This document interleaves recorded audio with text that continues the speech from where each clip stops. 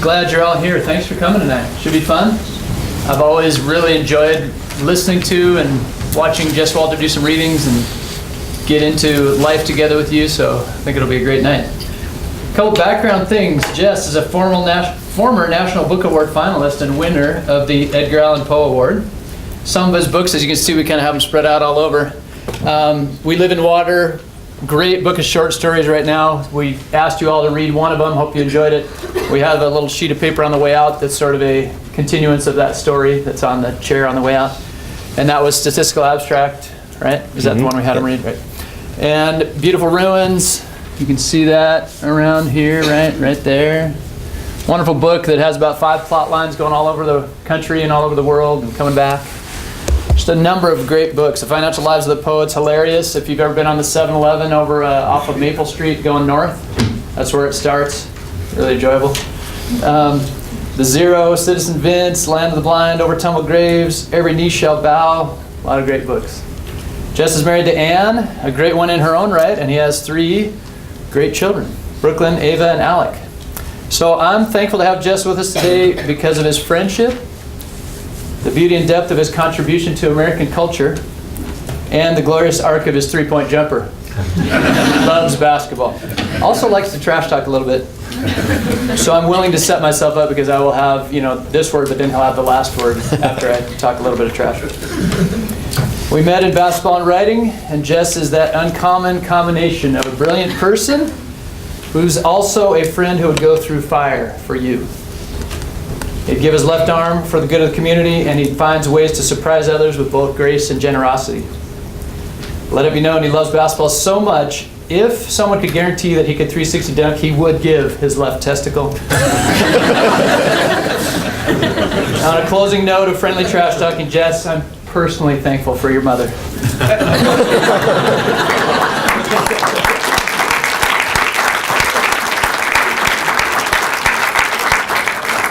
Thank you. You all probably know that Shan is a wonderful basketball player, very good shooter, and if he ever tried one, I think he'd be a good passer too. Oh, there we go. It's on.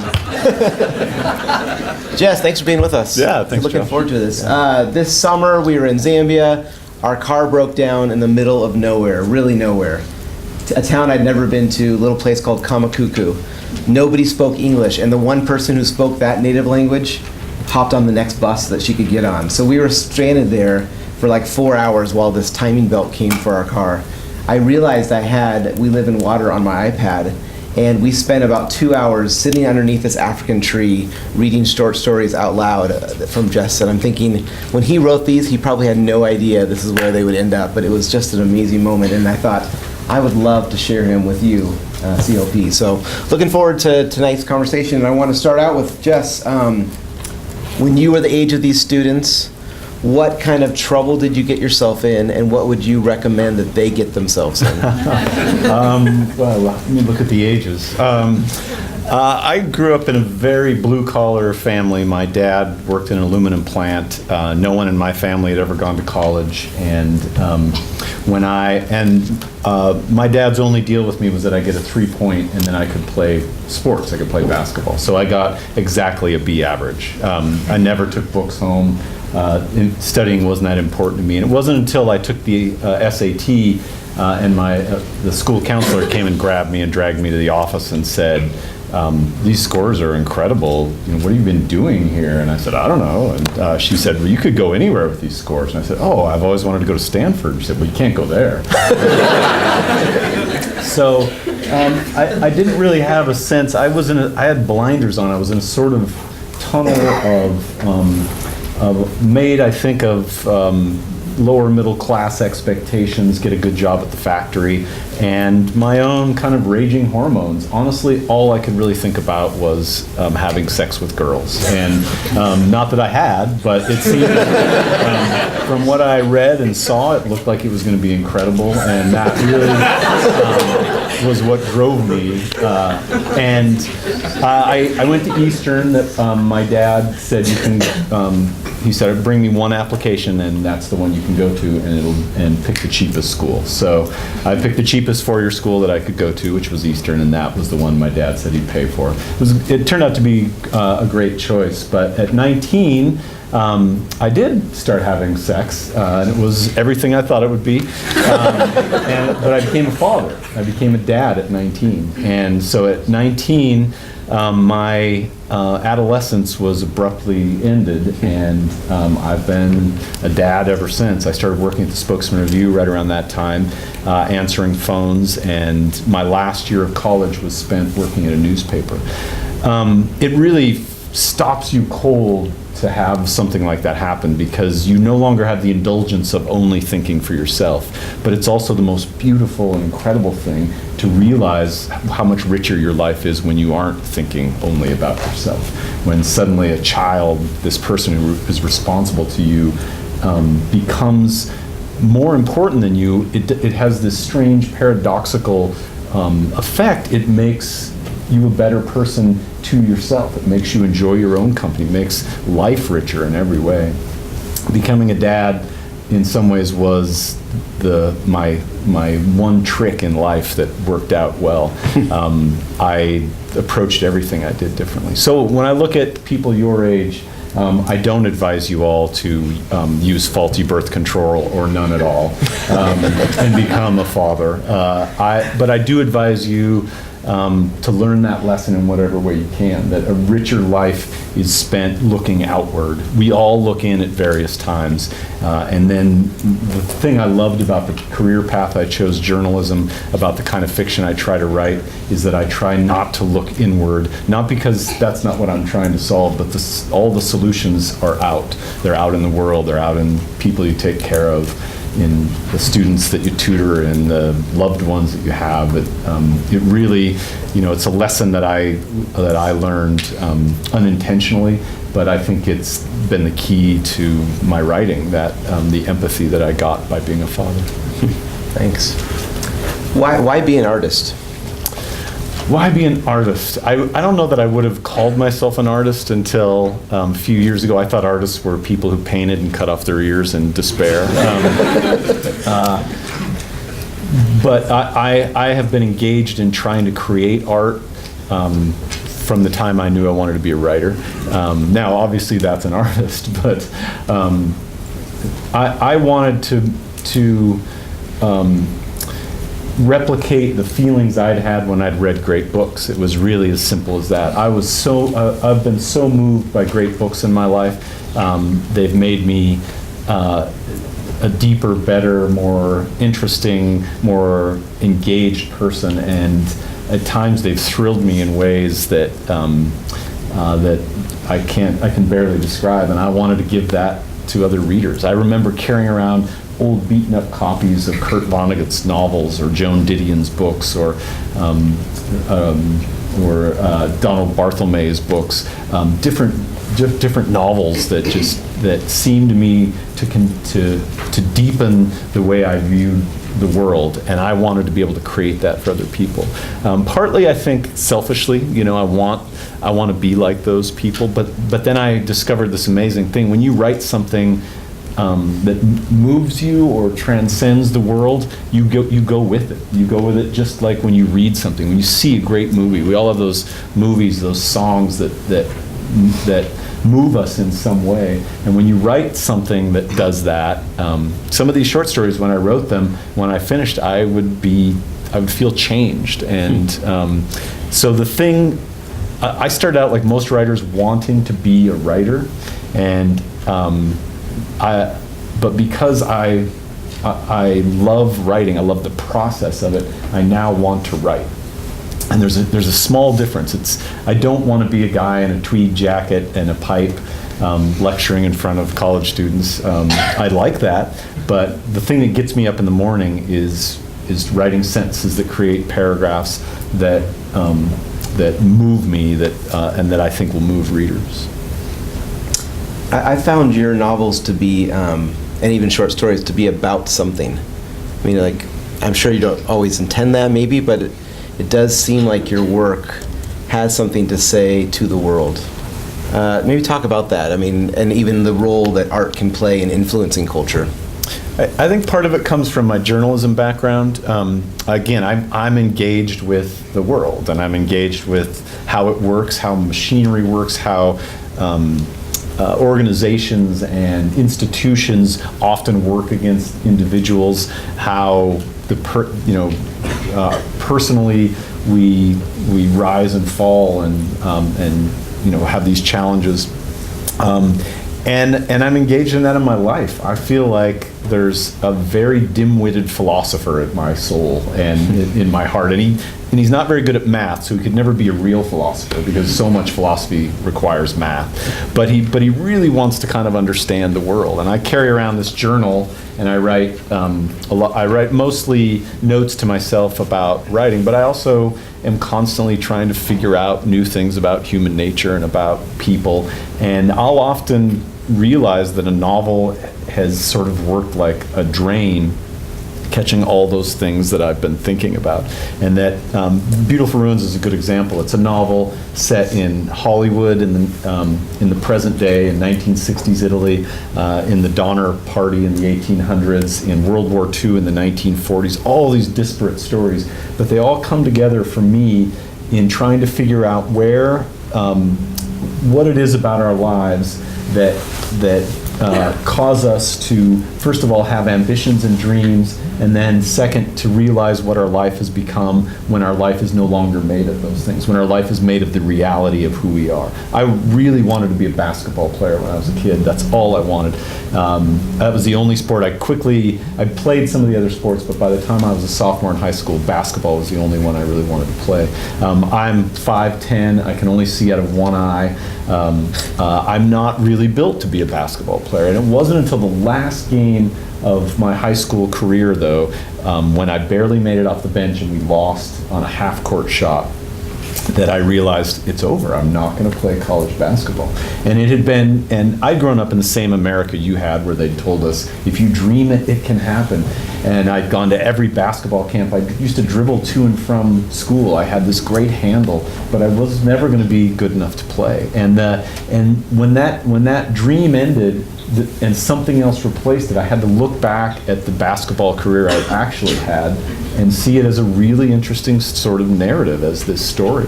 All the characters in Beautiful Ruins, I realized at some point were doing that. They're looking back at their lives, at the narrative of it, not the thing they dreamed, not the fantasy that they had, but the real narrative of it. And that title, Beautiful Ruins, is what I felt about the characters' lives, that even though they were shambles and ruins of the dreams they'd had, there was a certain dignity and beauty that they acquired by the way they lived their lives. And often when I realize that's what the novel's about, then one of the things I do when I rewrite it is sort of fine tune that point. And I have a sort of philosophical nexus that a lot of short stories and novels arrive at. A lot of these short stories, there's one short story about these meth addicts trying to sell a giant television. And they have to steal a wheelbarrow to sell a giant television. And the story goes along, and in my mind it was like this tiny little Odysseus, in which they have these adventures as they try to get home, and at the very end they're laughing about their adventures, and they don't even have enough money to score the meth that they want. They can only afford like some Sun Chips and a Dr. Pepper, and they're walking along eating their Sun Chips and Dr. Pepper, and they're going through everything you've just read in the story, and then one of the characters says to the other, I guess maybe sometimes remembering is better than living. And that was the nexus of that story. That it's almost like that's what that whole story was about, was that sometimes memories are so sweet that they can almost redeem hard times. And when I get to that point in a story or a novel, I feel like that was the intent of it, I guess. We're going to ask a little bit more about the creative process, but I want you to do a reading first. Okay. So, I was trying to decide what to read. We were talking today at dinner before this about a short story I wrote about my dislike of this trend of stories of the occult, like vampire stories and those kinds of things. So this is a story I wrote about that. It's called Don't Eat Cat. 1.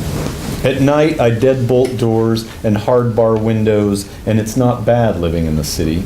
I stay home a lot. Turn off outdoor lights, bring in garbage cans, simple common sense stuff. Obviously, I don't have pets. I leave my car unlocked so they won't break the windows looking for food and trinkets, play low music all night to drown out the yowling. But nights aren't bad. Daytime is when I get fed up with zombies. I know, I shouldn't call them that. I'm not one of those reactionaries who believe they should be locked up or sterilized or confined to Z-towns. I think there are perfectly good jobs for people with hypoendocrinal thyroencephalitis. Day labor, night janitors. But hiring zombies for food service? I just think that's wrong. That particular day, I'd had another doctor's appointment and gotten the unhappy results from a battery of invasive tests. I was already late for a SIM Skype in Jakarta when I popped into the Starbucks Financial near my office. I got to the front of the line, and who should greet me behind the counter but some guy in his early 20s with all the symptoms: translucent skin, rotting teeth, skim milk eyes, the whole deal, full zombie. I know, we shouldn't call them that. His voice was ice in a blender. I help you. Grande soy cran latte, I said as patiently as possible. He said back to me in that curdled grunt, Grandma sing con verde? I stared at him. Grande soy cran latte. Grandma say come hurry? His dull eyes blinked, and he must have heard the impatience in my voice. No, because he started humming the way they do when they get agitated. Grandma, he yelled, and the manager standing at the drive-through banking coffee window behind him turned and gave me a look like, dude. And I looked back at the manager. You're blaming me for this? The other people in the Starbucks Financial all took a step back. Look, I understand the economics. I work in multinational food finance. I know there's been some difficulty in staffing service jobs in the States since the borders were closed. More than that, I get the humanity of hiring them. Hey, my ex-girlfriend started shooting Roplexin after researchers made the connection between hypo-ETE and the popular club drug. Marcy actually chose that life. So yes, I know how their brains work. I know abstraction and contextual language give them problems. I know they're prone to agitation, but I also know as long as they're not drunk or riled up, zombies can be as peaceful as anyone. And yes, I know we're not supposed to call them zombies, but come on, Grandma sing con verde? What does that even mean?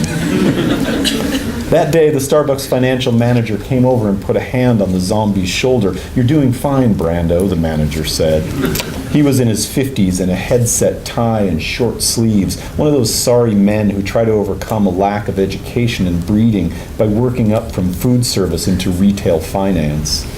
The manager smiled at me and then pointed to latte on Brando's touchscreen SIM, and they debited the $60 from my iVice while I walked over to the other line.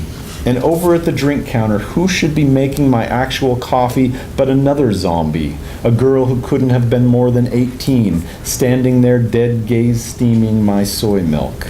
2 zombies. At morning rush hour in a Starbucks Financial in the multi-nat finance district of downtown Seattle. Really. The manager was watching the girl zombie steam my milk when Brando screwed up the next order too, turning a simple double cappuccino into Dapple Cat Beano. A hungry hitch on that word cat. And you could feel the other business people in the Starbucks Financial tense, and even the short-sleeved manager knew this could be trouble, no doubt thinking back to their training. Apparently they put 4 or 5 of them in a room with an actual cat and repeatedly stressed, don't eat cat, which has to be tough when every fiber of the zombie's being is telling him to eat cat. And in the meantime, poor Brando was humming just about full tilt.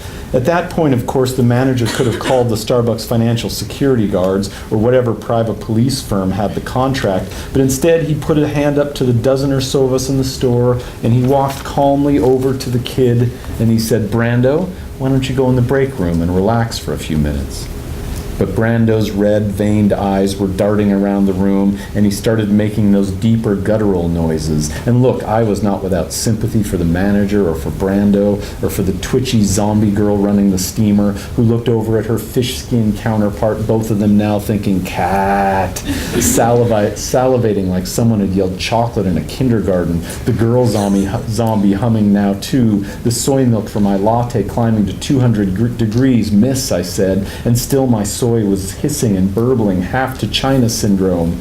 The boiling, riling everyone up. The manager called me saying, Brando, Brando, Brando. And I suppose I was still freaked out by the bad news from my doctor's appointment because I admit it, I raised my voice, Miss, you're burning it.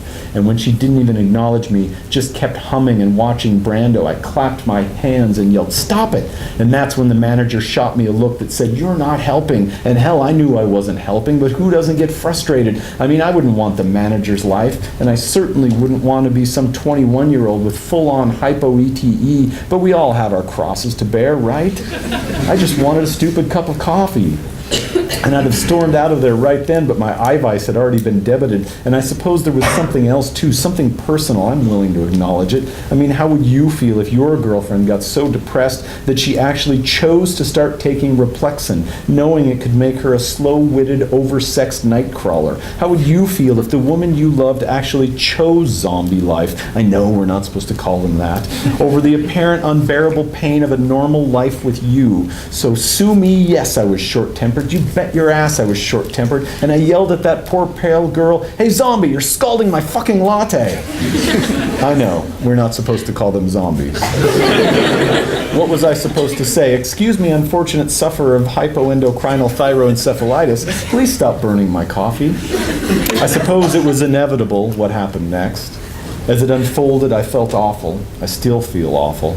But in my defense, I was the only customer who didn't turn and run right then as Brando flashed his teeth and pitbulled the manager, leapt right into the poor guy's chest, both of them tumbling to the ground. In fact, I actually tried to distract him, clapping my hands and yelling as he worked over the poor screaming manager. And to be fair, Brando didn't get far. He bit, but he didn't chew, is I guess how you'd put it. He wasn't really trying to eat the manager. He was just scared and agitated. Probably not a distinction the manager was making at that time, with Brando yowling, biting, and scratching, sinewy veins popping beneath translucent skin, the manager lying on his back, covering his face, weeping, oh God, as Brando snarled and struck, and the girl zombie yowled in sympathy, still standing there steaming my soy milk, which was like magma now, gurgling over the side of the pitcher. And if I give myself credit for anything, it's thinking quickly as I grabbed the scalding pitcher out of her hand and threw the boiling milk on Brando, who reared his head like a bridled horse, snarled and spun on me as I turned and ran for the door. Brando now bounding over the counter and toward me like a hungry wolf, knocking over displays of coffee cups and food mortgage brochures as he ran straight into the arms of two Starbucks financial security guys who quickly tasered the poor guy to the ground and eventually into submission. I stood on the sidewalk with the gathered crowd as the security guys loaded the hog-tied, muzzled Brando into the back of a Halliburton private police car, the poor kid still making that awful yowling noise, which shivered up my neck. What happened? A young woman asked. Zombie attack, another one said. I muttered, you're not supposed to call them that. It was the first documented attack in months, and the sim tweets went crazy, as they always do when the subject is hypo-ETE. The tweet was up for hours, twice as long as any election news. Only the Florida evacuation tweet was up longer that week. Most of the noise came from apocalyptics ranting about revelations, Law and Order types calling for another crackdown of Replexin, and on the other side, hypo-ETE activists calling for mercy, for understanding, and for more government funding for programs aimed at those kids born into Replexin addiction. Family support groups accusing the irate customer of being an agitator. Thankfully, I wasn't named. Starbucks Financial announced it would revisit its hypo-ETE retraining program, but honestly, it just seemed like the whole thing would fade. The manager would get a good payout, I'd get a free latte, the zombies would get retrained, Brando, do not eat cat, and the world would go on. Or so I thought. I'm just going to read a little more. 2. Everyone has an opinion about when it all went to hell. This war, that epidemic, the 10 billion people threshold, the 12, this environmental disaster, the repeated economic collapses, suicide pacts, anti-procreation laws, nuclear accidents, terrorist dirty bombs, polar thaws, roiling famines, blah, blah, blah. It's getting to where you can't watch the sim tweets without someone saying this is the end or that. Genetic piracy, food factory contamination, the Wasatch Uprising, rising, Saudi death squads, the Arizona border war, animal extinctions, ozone tumors, and of course, the so-called zombie drug.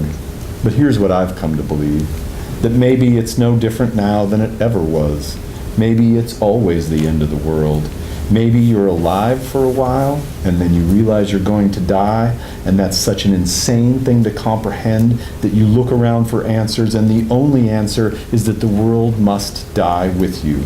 Sure, the world seems crazy now, but wouldn't it have seemed crazy if you were alive when they sacrificed peasants, when people were born into slavery, when they killed firstborn sons, crucified priests, fed people to lions, burned them at stakes, when they intentionally gave people smallpox or syphilis, when they gassed them, burned them, dropped atomic bombs on them, when entire races tried to wipe other races off the planet? Yes, we've ruined the planet and melted the ice caps and depleted the ozone, and we're always finding new ways to kill one another. Yeah, we're getting cancer at an alarming rate, and suicides are at an all-time high, and sure, we've got people so depressed that they take a drug that could turn them into a pasty-skinned animal who would go around all night dancing and having sex and eating stray cats and small dogs and squirrels and mice, and very, very rarely, the statistics say you're more likely to be struck by lightning, a person.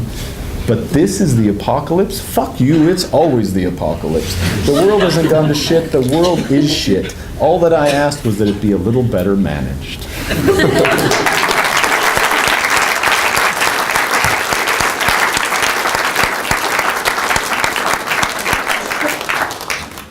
You're gonna have to read the whole story to figure out how that ends up. Sorry for the language. We're at a college. Yes. Walk us through a little bit of the creative process. I mean, I'm always, and partly, I mean, students who may not know this, is that I don't think that you really have a genre in many ways. I mean, each text, every book feels really different. Yeah. And so, maybe how does something start in your own mind, in your own backyard, and end up on the page for us? I mean, it starts in a million different ways. I really started that story as a kind of protest for all these zombie stories, and it was a way of me getting to that idea that why are we so sure? Why are people so sure they're always living in the end times? I always laugh at preachers who will read Revelation and say, well, clearly the seven-headed beast are the 7 teams in the SEC conference, you know? It's the Southern SEC conference. If Alabama wins this year, then it's all the end, you know? It seems like such an incredible bit of narcissism to imagine everything that's gone on in history that we're somehow living in the end times. So that was really the impulse of the story. And then I look for a narrative to sort of hold that. And zombies and vampire stories had become so commonplace that's sort of the next idea. What if I write that as a zombie story? That story was driven really by the idea. Sometimes it's just an image. I saw 2 guys pushing a wheelbarrow down the street with a big TV in it, and out of that came a short story about 2 meth addicts trying to pawn one of those great big rear projection TVs, and they have this, as I told you, this Sisyphus-like day where they finally get it to the pawn shop, and he shows them all these flat screen TVs on the wall. They're about 10 years too late with this big rear projection TV. So the stories can come out of anything. I record the ideas in the journal. I always have one or two big ideas I'm working on, novels, and those novels are a collection of 1,000 of those little ideas, many of them philosophical, some of them character-driven. Sometimes I'll pull stories out of my own life. For the most part, I don't, though I really like to go research. I write every morning, 5:30 in the morning. I trudge out to my desk. I don't have the internet. To write fiction, to really read, to really concentrate, you have to be able to close the world off, and that becomes harder and harder all the time. And then the process is really looking for inspiration within the words and the lines. Everything I write, I read aloud. I look for a musical quality in it. I like the rises and falls. In that story, you could hear these great big long sentences, and then you could hear these shorter declarative sentences. You hear these breaks. I'll sometimes hear a bridge, like in a song. I'll hear repetitions of things, like a chorus. I always look for sort of a musical quality. And the day-to-day, minute-to-minute writing is really managing those sentences and those sounds. And then at the end of the day, I'll often sort of keep track of the larger movements of the stories that I'm telling, try to figure out how those piece together.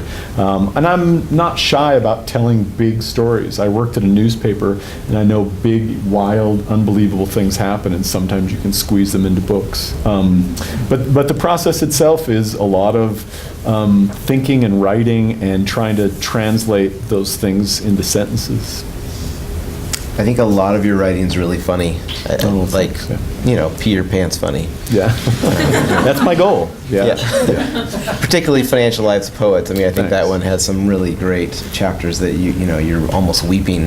What inspires that humor? And like, how do you know it's going to be funny? I mean, you know, all of us can try to be funny, but I think humor for me comes out of a different place. I'm not necessarily trying to make people laugh. I think I see the world in a comic way, the way a playwright would see the world as comic. I think our vanities and are punctured. I think we all are sort of ridiculous in the shells we walk around in, and myself more than anyone. And those are the kinds of things I like to poke fun at. I'm not sure. To me, many of the great novels, Don Quixote, Tristram Shandy, many of the books that I really love, Don DeLillo's White Noise, have at their heart a sort of comic view of the world. And I also just think you notice great, funny things, and then the great thing as a writer is you embellish them. I was in a 7-Eleven and I saw these kids shopping, and they kept using the word "yo" and I thought that word "yo" is every part of speech. It's a verb, it's a noun, it's an adjective. We need more. We need more egos, yo. It's like, yo, I know we do. They're back and forth. And so I started writing these guys, and I really loved their voice. And then I had them get in this conversation. And I knew I had sort of captured their voice when, they meet this middle-aged guy who hasn't smoked pot in 15 years, and they convince him to smoke some weed, and he can't believe how they've improved the pot in 15 years, and he has this sort of psychotropic break from reality. But then he realizes, oh my God, I'm unemployed and I have to take a drug test. And so the guys start volunteering to help him. And one of them's like, didn't I read about some kind of pecan diet in O? And then one's like, yo, what are you doing reading O? It's like, I don't read O. My fucking mom's reads O. What's Oprah be doing writing about how to take a piss test? He's like, dude, Oprah don't write that shit. She just owns it. And I'm kind of going back and forth with these guys. I'm like, this is so much fun, And so a lot of the humor I think arises out of play, And if I think it's funny, I usually trust someone else will think it's funny too, And that line, Oprah don't write that shit. She just owns it. Is funny to me, But it comes out of something, it almost always comes out of the situation and the moment that the characters are in. We'll turn over to your questions in a moment, so be thinking about it. But one of my last ones, you seem to have a real commitment to the Inland Northwest, to Spokane, to your home. How is that cultivated, and maybe even like what responsibility do you feel that you have, or the artist might have, to speak into their own home? Or I did not mean to have this responsibility for my hometown. My whole life I wanted to leave, and being a dad at 19, being a single dad for a while, I never had the economic ability to leave Spokane until I got to the place where I could, and then Spokane's sort of underdog quality appeals to me in such a great way that I could never be one of those writers who moves to Seattle or New York. Just because they kind of piss me off, frankly. And growing up here, I didn't think you could be a writer from here. And I've now had so many young writers thank me for being from here that I'll always live here. I'll travel. I travel all the time. I feel like you have to be a citizen of the world. My last kid will be through high school in about 3 years, and I'll probably travel a lot more. But my home will always be this place. We're from some place that defines us in some way. And my wonderful family, my dad who worked at this aluminum plant, my grandfather who was a rancher, all these men who thought 8 years of education was more than enough. I carry them as much as I carry every book I've read, everything I've learned. And no matter where you go, the place you're from, writers often, James Joyce is this writer I love, and I've been reading more and more, and he wrote about Dublin even though he couldn't live there. And Dublin was his home no matter that he lived in Paris, and Spokane would be my home no matter where I lived. So I do feel some, again, love for underdogs, and Spokane is the perpetual underdog. Seattle will always look down its nose at Spokane, and when they do, I'll often call them and say, I live in a 6-bedroom house with an elevator that I bought for $230,000. How's your day?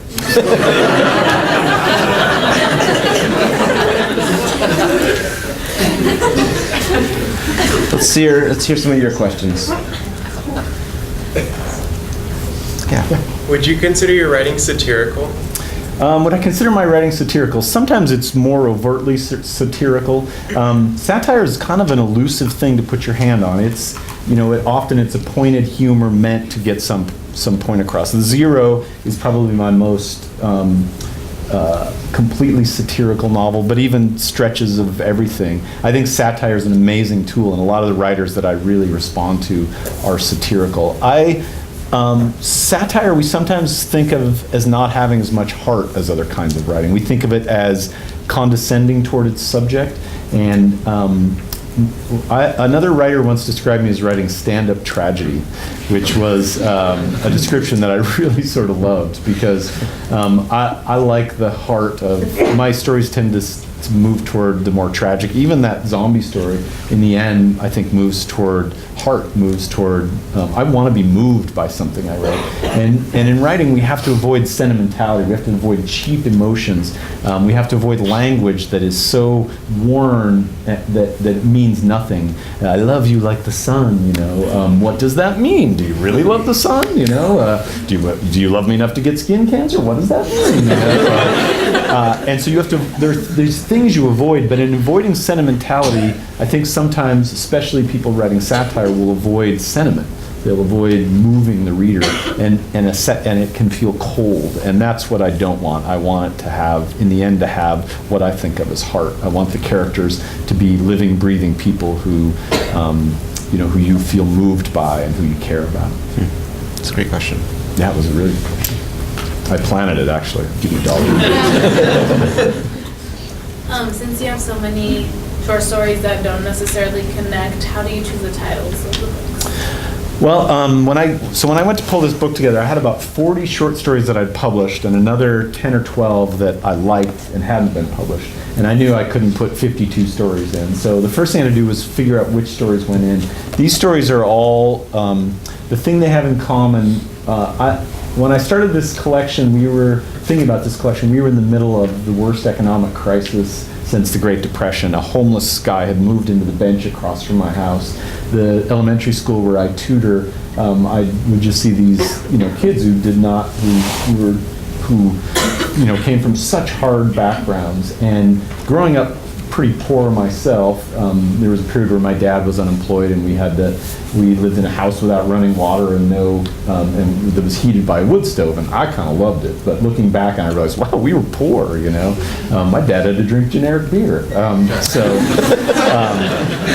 And you're college students, you like to drink generic beer. But my dad didn't want to. He wanted Miller High Life, but he could not afford the High Life. It's sad. But I wanted. I started thinking about the Great Depression when 1 out of every 4 men was out of work. Women weren't even in the workforce. So you think about everyone was poor, and so you didn't hold it against people. And I feel like now there's this quality in which we sometimes blame people for their own poverty, which seems to me like hitting someone with your car and then blaming them for it. And clearly, some people are poor by choice. Some homeless people are mentally ill and they won't go inside. But that's not the case for the 35,000 kids in Spokane who are living below the poverty line. They didn't choose that. And yet I felt like there was this kind of crisis in empathy and a crisis in myself. And that crisis came to the fore one night. My wife and I were downtown, and this woman was standing near the liquor store asking for money. And she said she'd been kicked out of her house and she needed to buy groceries for her 3 kids. And she smelled like booze. There was no doubt she was going to take the money and go right into the liquor store. But I gave her $5 or $10 anyway. And my wife said, "Why'd you do that?" I said, "I don't know. I don't really have a policy, you know." Something in her struck me. And then my wife and I were sitting at Bistango, a bar downtown. We looked out and I saw that woman walk down the street with her 3 kids and 2 grocery bags. And I mean, to this day, it still shames me that the first thing I thought, was that she was going to do that. And so the crisis in empathy that was my own applied across these stories. So I chose stories about people that you drive past, that you don't see, that you ignore, that you, that for one reason or another, you don't allow yourself to help. And that was kind of the thing that pulled those stories together. When I was looking for a title, there's a story in here called We Live in Water. And I loved the way it said, we live in water. Not they live in water, not some people live in water, not poor people live in water. It brought back the we. That story also is, in some ways, the largest story, has the biggest canvas. And it's about a son going to look for his father. And so many of the stories in here are about sons and fathers. So it seemed like just the right story. And then the story that they gave out, Statistical Abstract for my hometown, Spokane, Washington. The other big decision I made was having that close the collection. It seemed like the anchor in a relay race to me. It seemed like it would cast back upon those other stories and give a sort of essay-like explanation of the world that I was trying to write about in the stories. But it was hard and challenging and great fun figuring out which stories go in and what it should be called. In the end, the 2 things I was happiest about were the title. I thought that was the perfect title. In the story, We Live in Water, I talked about that nexus, and the nexus of the story is this boy who's been staring into an aquarium at this really dramatic point in his father's life. His son has been staring into an aquarium and keeps asking the father, "Do we live in water? Do we live in water?" And the father realizes what he's asking is that question we all ask: do we have free will? Can we swim out past the aquarium, or do we just swim in circles, doomed to repeat our mistakes? And that's what the father discerns from the boy's question. And that's what I wanted to ask about these people. Do we have the ability to rise above? Can we swim out beyond the edges of our aquarium, or are we doomed to just swim in these circles over and over? So Jess will be doing a reading tomorrow at Auntie's bookstore. And I'm actually not doing a reading. They're just giving me an award. Oh, really? Yeah. So this book did win the Northwest... Yeah, Pacific Northwest Booksellers Award. Yeah. Take that, Seattle. Yeah. Suck on that. What's your favorite Vonnegut novel and why? The best Vonnegut novel is Slaughterhouse-Five, I think, by far. If I was teaching a class, a literature class, that's probably the one I would choose. As much as I love Vonnegut, I don't feel like his work holds up. My favorite, for sentimental reasons, is Breakfast of Champions, because that's the book that made me want to be a writer of that kind. I grabbed it when I was 13 or 14, and I got to page 4 where he writes, "This is my drawing of an asshole," and he draws an asterisk, and I thought, you can do that? He also has, at the end of that book, he says he's going to go in his own book and free his characters.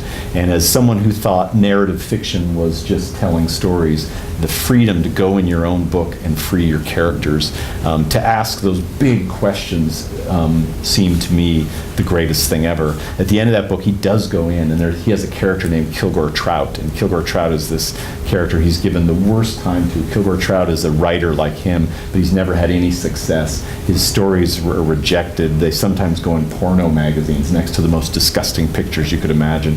And then his wife and children are estranged from him. He's lived a horrible life. And of course, Kurt Vonnegut's created him.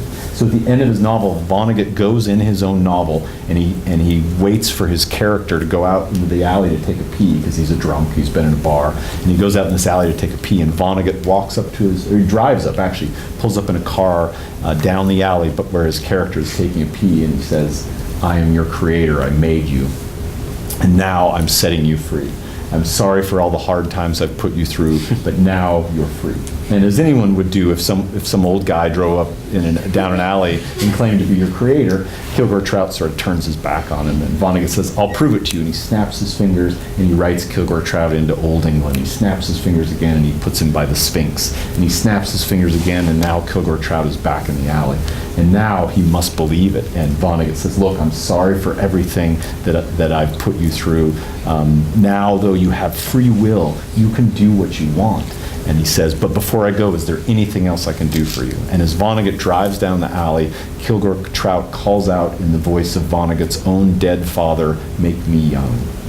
And I remember reading that at 13 and thinking, oh my gosh, like having this vision of mortality and of missing your father and of all these things that came swirling into me through a narrative that was so inventive. And that's when I thought, this is what I want to do. And so that, even though it's not his best novel, I don't even think it's a good novel, that scene was so moving for me that's probably my favorite.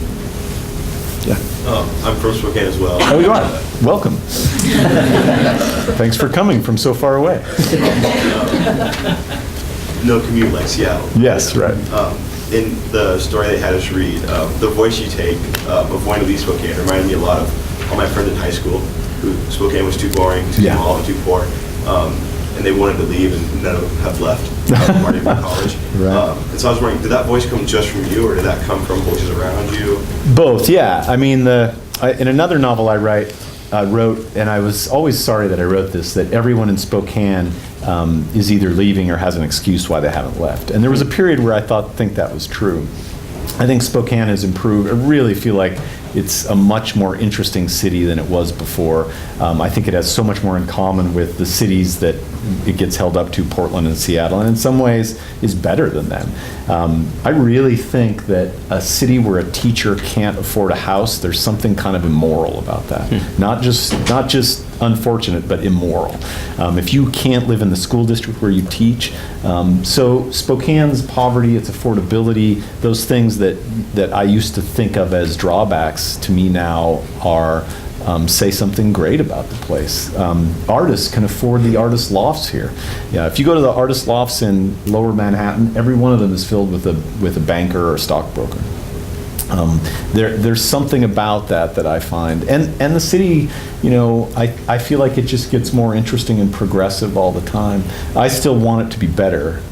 For me, I treat Spokane the way we treat family. I can run it down, but if someone from Seattle runs it down, they had better watch out, because if Shan thinks he can talk smack, wait till you get someone from Seattle talking about how bad Spokane is. By the time I'm done, they've burst into tears and put their house on Mercer Island for sale. So, I can crush them that way. And again, it's my affinity for underdogs, but yeah, I think Spokane has so much to offer, but there is that quality for young people, and I think it is best sometimes to leave and come back to a place and appreciate it. Yeah, back. So I think one of the hardest parts about the writing process and editing is the concept of killing your darlings. Yeah. Having character liner that you're so invested in and you love fully, but then having someone tell you it's not good enough. Right. So I'll go to her question at you. One, how do you deal with that? And then two, do you feel like there's a story or a character that the world needs to have that you haven't had a chance to write yet? I do. I'll answer the second part first. I do feel like there's so many stories. I sometimes, some writers lack for stories. I sometimes feel like I work at this lonely little airport and there are all these airplanes that I just need to land. If I could just get people to quiet, I could land this story and land that story. And I just feel like they're up there, and I have so many stories that I can't get to all of them. As far as killing your darlings, most of that happens within yourself. It's not someone else telling you this isn't good enough. It's usually self-editing. And for me, it's so ingrained in the editing process. You're not, someone else doesn't kill your darlings, you kill them. But you have to replace them with something better, and that's the part that is so regenerative and so exciting. The very first sentence of Beautiful Ruins, I must have, it took me 15 years to write this book, but I worked on 5 or 6 other novels while I did it. And every time I would come back to it, I would rewrite the first sentence. I would start from the very beginning and rewrite the whole thing. So right now it is, the dying actress arrived in his village the only way one could come directly, in a boat that motored into the cove, lurched past the rock jetty, and bumped against the end of the pier. Now when I first wrote that, I wrote, she came to his village the only way one could come directly, in a boat that, and I thought, no, the came come. She arrived in his village the only way one could come directly. No, I need the arrived first. She arrived in his village the only way one could come directly. Who's she? I can't have this referent hanging out there. The actress arrived in his village the only way. There was a village, an actress arrived in it. One time, a village existed, and an actress came there. You rewrite it hundreds and thousands of 15 times. years. Yeah, it takes. Every sentence gets reworked that way as you think about the meaning, but also the sound. And I described it earlier as playing guitar and writing songs. And you think, no, that doesn't sound right. You rewrite it. But when you get it right and you play this long stretch, it feels so great. So yeah, you have to sometimes get rid of things. I have short stories that I told a story of a short story, the best short story I ever wrote, which I could not find a publisher for, and it broke my heart. And when I went back and read the story later, I realized it wasn't as good as I thought it was. It was. It's a good story. I'll tell. You The story is slightly autobiographical. It's called Sex Talk, and it's about a really ill-advised, misguided sex talk that my own father gave me. That was less like the romance of birds and bees and all that stuff, and more just like stereo instructions. This goes here, and put that there. And you do this, she might not like it. And some girls like this, but you're going to need to ask first. And, and you can bring some other people in. And this is and you have to remember, my dad had been in the Navy. And I apologize, it's going to get a little off color, but this is the weirdest part. My dad said, and people will tell you crazy things. They'll say that if you jizz on a piece of bread and feed it to a girl, she can get pregnant, but she can't. And I'm thinking, who would do that? All of a sudden, I start imagining these parties that my parents go to, and the men in the kitchen with the bread, and the women waiting out there. I'm like, oh, it seemed so disgusting and sick. And at the end of this short story, the mom comes in and says, Carl, he's only 9. And I was a little older, but there was no way I was understanding any of this stuff with the bread and anyway. So I finished this short story, and I thought it was not only the best thing I'd ever written, but maybe the best story anyone had ever written. And I sent it out, and I used to call these Manila boomerangs, because I'd mail the stories out in a self-addressed stamped envelope, and then 6 weeks later the rejection would come back. And that story must have been rejected by 10 or 12 places. And it broke my heart. I thought, that can't be. This is such a good, funny, heartfelt story. And then when I went to put this collection together, I realized, when I went back and read it, it wasn't that great. My darlings, as darling as I thought they were, the writing was a little bit clunky. It leaned a little too heavily on the jokes. I may rewrite it at some point, but you have to keep writing because you get better as a writer. And the great joy comes in getting better as a writer from sentence to sentence, paragraph to paragraph. As a writer, you almost can't be results-oriented. You have to be process-oriented. You have to love playing the guitar, even if what comes out sometimes is discordant and doesn't make sense as music. We have time for 2 or 3 more questions. A couple there and there. Yeah. I just want to say I really enjoyed your review of Love Affairs with Nathaniel P. Oh, thanks. And so, going from there, how do you see that whole, as Gonzaga has kind of a continual conversation on the lack of male involvement, and this novel touches upon a young man who's clearly kind of awash in his own conceitedness and a lot of other things. And how do you see that character, on a macro level, continuing throughout novels and maybe the next 5 or 10? Yeah, that's kind of an interesting short story. It's about this young guy, Nathaniel P., who is sleeping his way across literary Brooklyn and is very intelligent, and it's written by a woman, and there seems to be some shock at the core of her that somebody this smart and with the right education and even with a sort of feminist bent to him could be such a giant prick. And I just, the fact that she was surprised that men could be like this, there's a weird sort of naivete that runs underneath the novel. But there is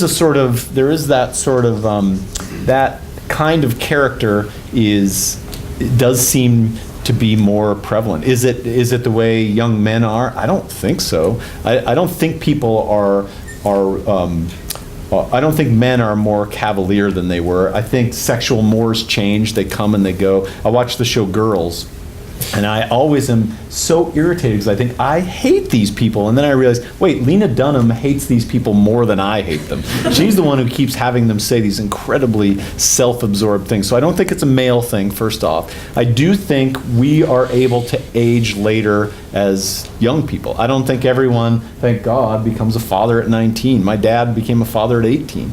Becoming a parent ages you fast. Military service. So because we're allowed to maybe indulge our lives a little more, does that come through in dating habits, in the cavalier way that we approach love? I think so, and I honestly think it's great. The last thing we should have is a bunch of 23-year-olds getting married and committing their lives to one another before they know who they are. I found the only thing I found strange about the novel was the sort of that Nathaniel's desire to try to find himself seemed so criminal in some way, and again, not to stand up for serial daters and people who charm their way into bed and then forget your phone number. I mean, that's shabby behavior all around. It's also about as old as behavior can get, and I don't know that there's a crisis in the young male. I had a nephew who went off to college, and I used to call him milk-fed veal, my nephew, and I love him. He's a sweet kid, but he had never had a job. He'd never driven a car, and he'd been at college for a while when his mom realized he hasn't cashed any of these checks. And she realized about 3 weeks in that he hadn't left his dorm room. And of course, he had to come home. He really wasn't ready for college. But again, I knew kids like that. I don't know that there's been some great generational shift. But then again, I'm a creaky old guy, so I may be just out of it. Yeah, and there's one up there. You said that for a lot of the characters that you write, you sort of base them on people that you see. Do you ever find yourself, in a way, writing to those people? Yeah, I do that, and then I look for the way people talk, for their for sort of the outward things. Some of the internal stuff comes from within. Someone asked Marilyn Robinson once which of these characters is you, and she said, "Oh my goodness, all of them." And I always try to connect with something that character wants, whether it's ambition, love, whatever those things are. Only a few times have I really written characters where I've consciously based it on someone. People come up to me all the time and think they recognize themselves or someone else they know in the books, and I am always baffled because it seems to me like I've invented them, wholly from. But so hearing some young kids say "yo" in a grocery store, that's all I ever knew about those guys. The rest is sort of observing and watching behavior. And you do sort of become a student of human nature. But in those, as an example, those meth addicts pushing that big wheelbarrow down the street, their self-delusion is, I connect with in my self-delusion. The thing, that's where the interiority of those characters comes from, is my own. What could be more illustrative of writing novels in this day and age than pushing a giant rear projection television down the street on a wheelbarrow? Your own self-delusions are every bit the match for two guys who've just smoked meth, just smoked crystal out of a light bulb that they got for $14. The $14 bag of meth. So and again, as a former reporter, I think you can imagine yourself into anything.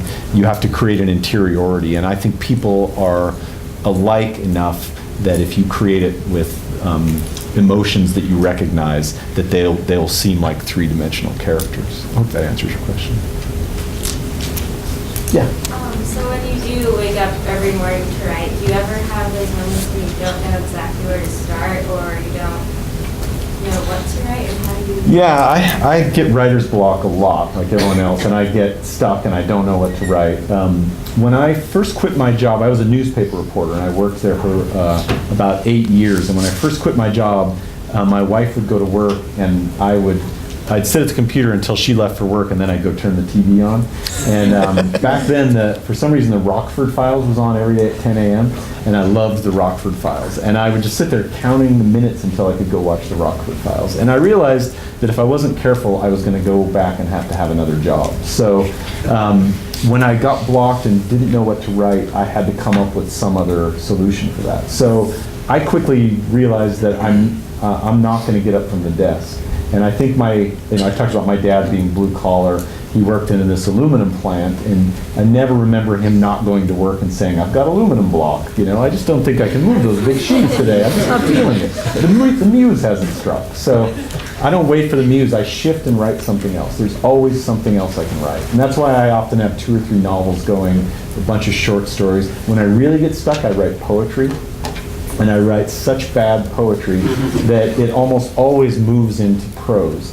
But poetry forces me to think about meter and rhyme and the line and breaking it. And I'm thinking so much about the form that the stories kind of work their way in. And so almost all of my poems, all of them certainly in Financial Lives of the Poets, are really awful, But it's a great way for me to kind of occupy a part of my mind and keep myself writing. The important thing is to not get out of the chair.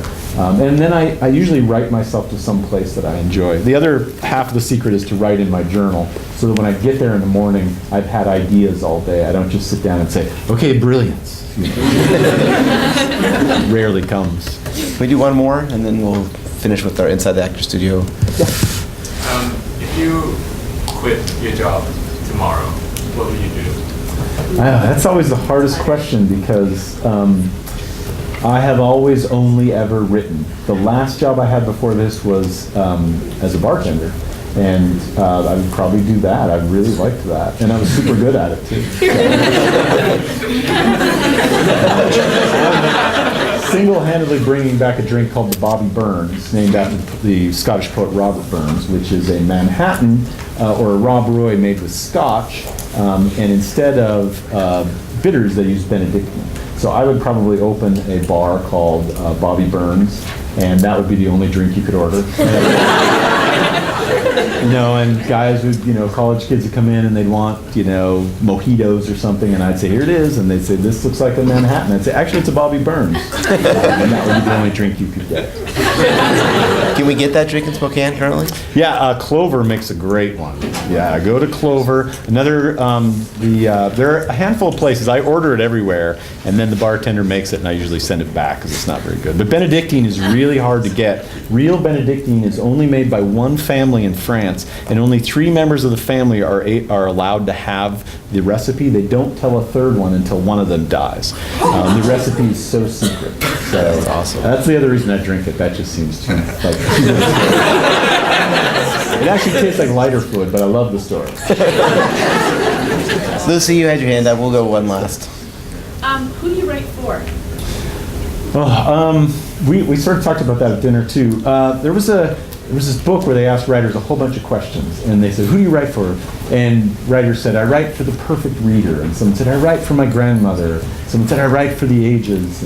And Don DeLillo gave the greatest answer. He said, "I write for the page."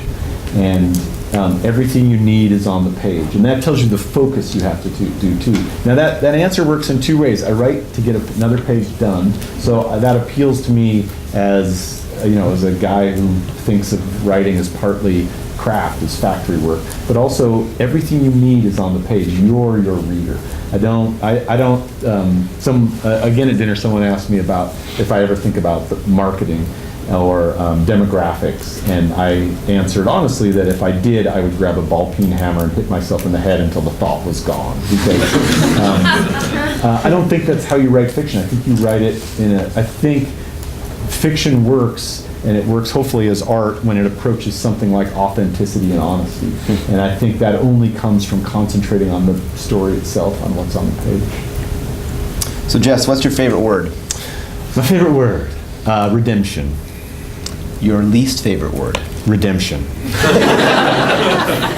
What turns you on creatively, spiritually, or emotionally?